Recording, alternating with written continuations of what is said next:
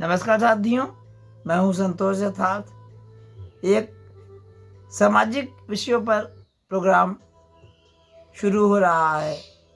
पहले मेरा एक टॉपिक सफरनामा चल ही रहा है। आज से समाज के ऊपर नया प्रोग्राम है।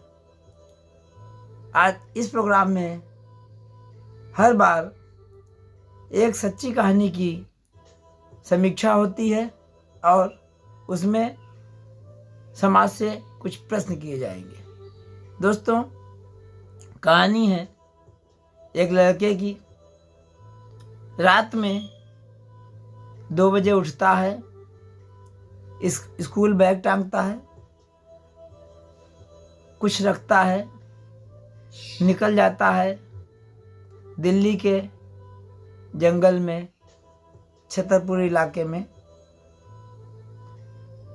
कुछ सुनसान, गुप्त सुनसान है। जाता है, बैग से कुछ निकाला, पॉलीथीन में रखा हुआ, फेंक दिया। दूसरे दिन फिर रात में 2 बजे निकला और ऐसे ही फिर निकाला एक टुकड़ा, दूसरी जगह फेंक दिया। मतलब कहने का है कि ये लड़का करीब 20-22 दिन आराम से अपने बैग से कुछ निकालता है और इधर उधर जंगल में फेंकता जाता है। और इस समाज में किसी को किसी से क्या मतलब है।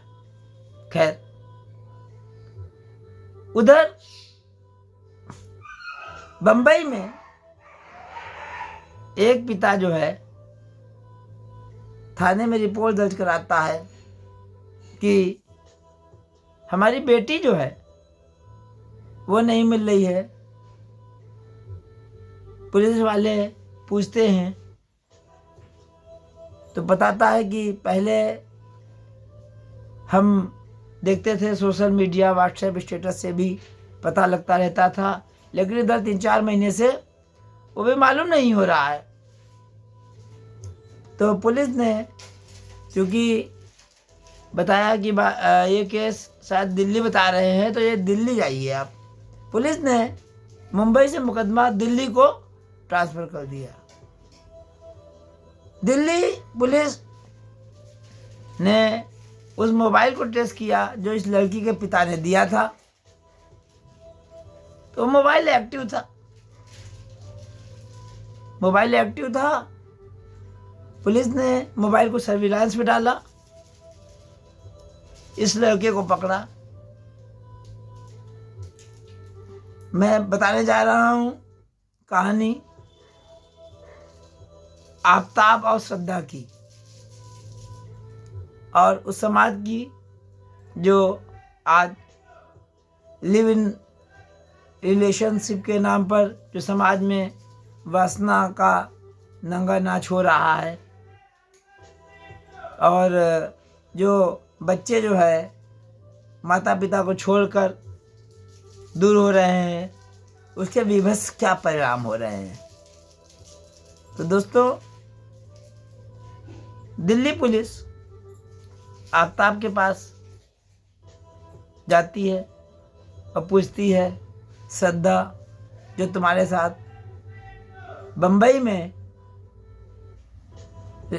रहती थी, लिव इन में रहती थी, अपने माता पिता को छोड़कर, वो कहाँ है? पहले तो गुमराह करता रहता है, लेकिन जब पुलिस सख्ती से पूछती है तो उस आफताब ने जो बताया, उसने तो रोंगटे खड़े कर दिए। आज़ाद भारत का ये शायद सबसे विभत्स हत्याकांड था। उसने, आफताब ने क्या किया था, पहले बंबई में एक ही कॉल सेंटर में नौकरी करते थे। वहीं प्यार समझने की भूल कर बैठी श्रद्धा, और आफताब के बातचीत में, बहकावे में आकर उसने अपने माता पिता को छोड़ दिया।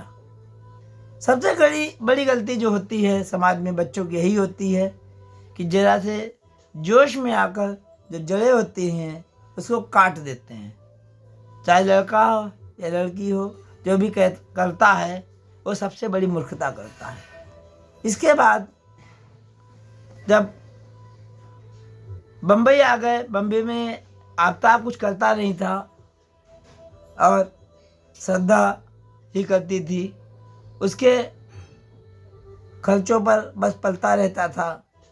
वो जोर डालती थी शादी के लिए, लेकिन कहाँ शादियाँ हो रही हैं।